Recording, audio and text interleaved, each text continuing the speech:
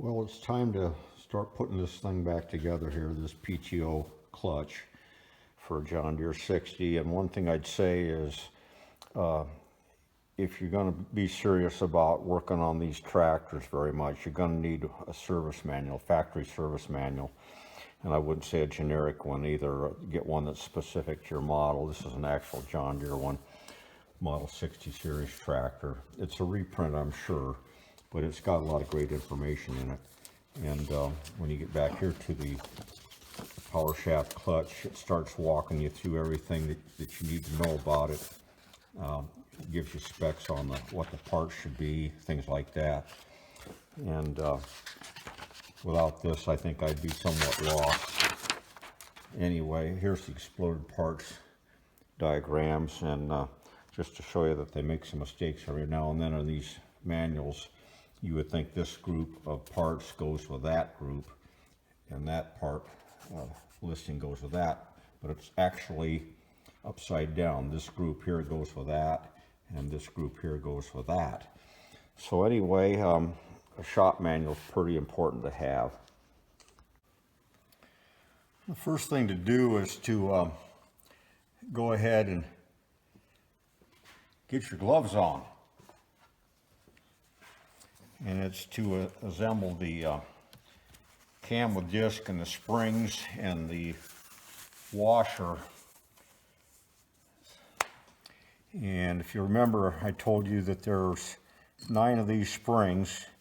You can go ahead and just set them in place right around there.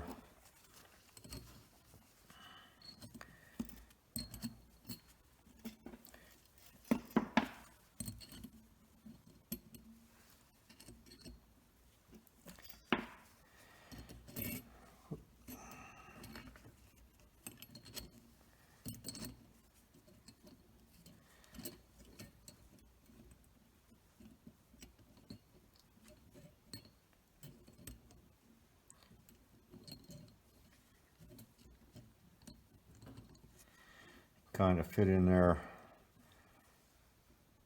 in a little nest arrangement. You got 3 of these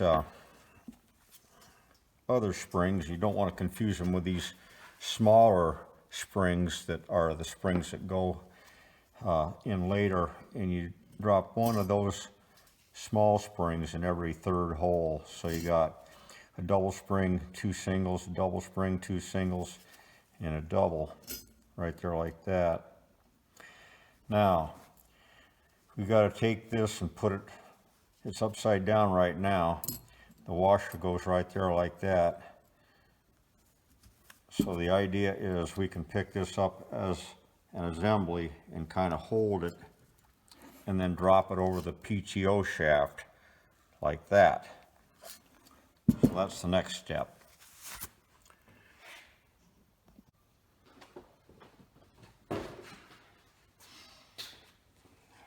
Okay, so with the cam with disc, the 9 springs with the 3 intermediate springs, and the washer, you can kind of see it's pre-assembled like that, and get the washer so that it's kind of evenly spaced on the springs as far as the overhang. You can take that, turn it upside down, and line the splines on the PTO shaft up with the splines in the cam with disc, and set that entire assembly then down in place.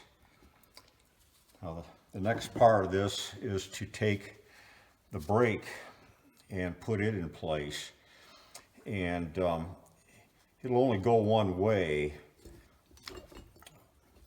The holes aren't equidistant, and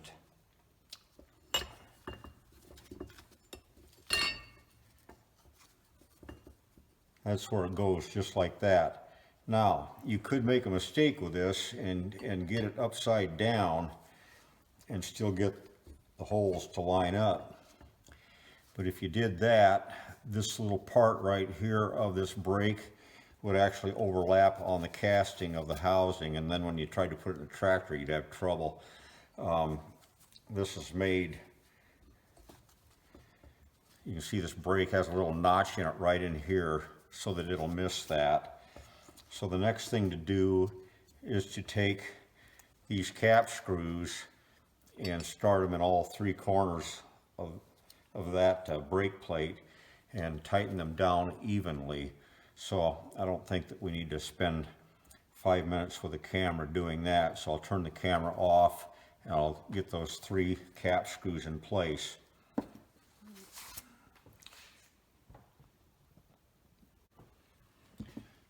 One thing I would say though is you can see how far down this has to go, and so you wouldn't want to tighten one down all at once and then go back and get the others.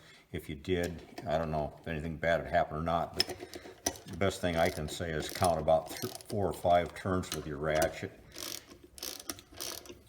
Go to the next cap screw and run it down 4 or 5 turns. Just keep going like that until you get it tight.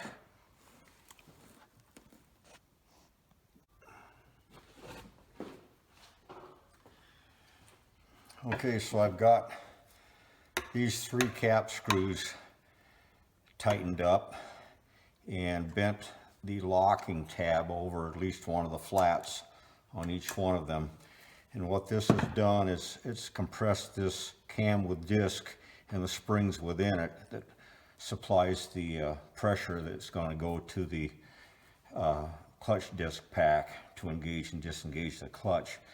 The next thing you do is you take the collar, and you'll notice the collar's got a little tab right there, and the bottom side of the collar has a flat area that will actually interact with the brake lining right there. So that part of the collar right there just slips over this, drops into place, pretty simple. The clutch adjusting cam is right here, and it can go in next, but probably first you'd want to drop your 3 little balls in there. One there and one there and one there. I don't know if you can see this old part here, but you can see right there is one place where it was adjusted to a long time. Right there was another place that it was adjusted to. So this thing was adjusted at least twice in its 69 years of existence now. Earlier I told you that you can adjust this thing. It'll turn right here. There's a little set screw right there. You want to get this preset so that the inner part is about 1/16 of an inch above the outer part, and that's a good starting point for the adjustment. So we can drop that into place. Go ahead and take and run that set screw back out. And again, it kind of maybe freaks you out a little bit that there's no lock on that set screw, but once this thing is in motion, the centrifugal force would try to run this screw out anyway, and it'll only go out so far. And right there, that locks that into position.